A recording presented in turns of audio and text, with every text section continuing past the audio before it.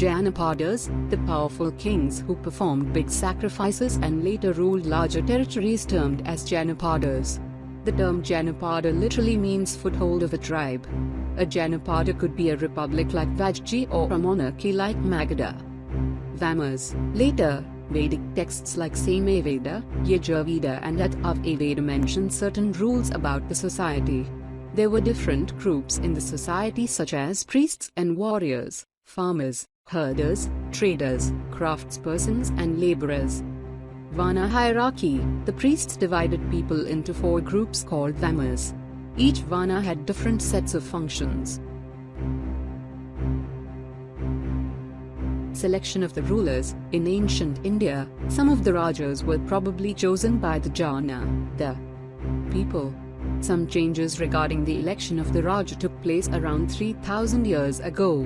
Some men performed Ashvamedha sacrifice and came to be recognized as Rajas. Gana. This was the method of rule in early centuries where members of society met in assemblies and decided about administration through discussions and debates. Mahajanapada. A Mahajanapada was usually ruled from its capital city. There was intense rivalry among the Mahajanapada, resulting in frequent wars.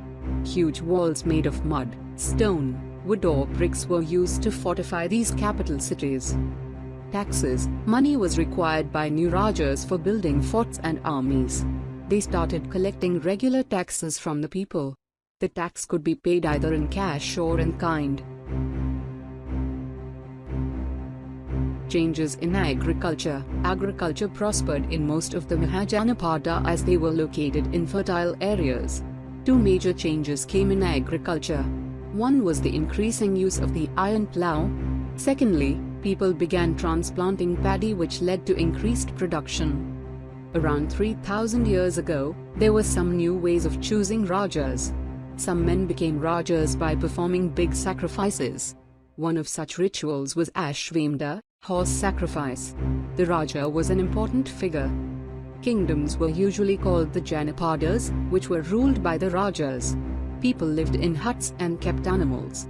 They grew a variety of crops. Some Janapadas later became more important than others, and they were called Mahajanapadas. The capital cities were fortified.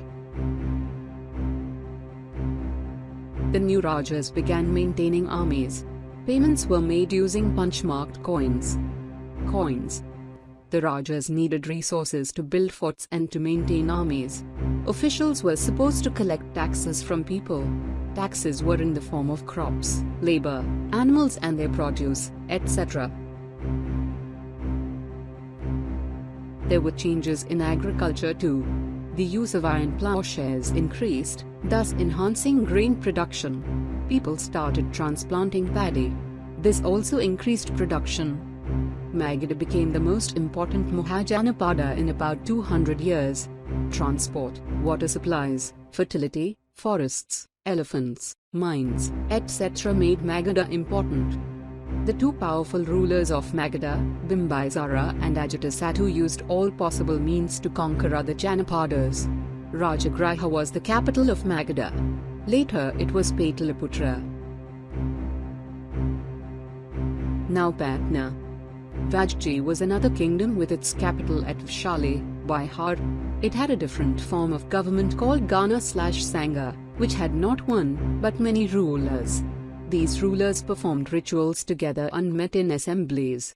Buddhist books depict life in the Sanghas. Rajas of powerful kingdoms tried to conquer the Sanghas.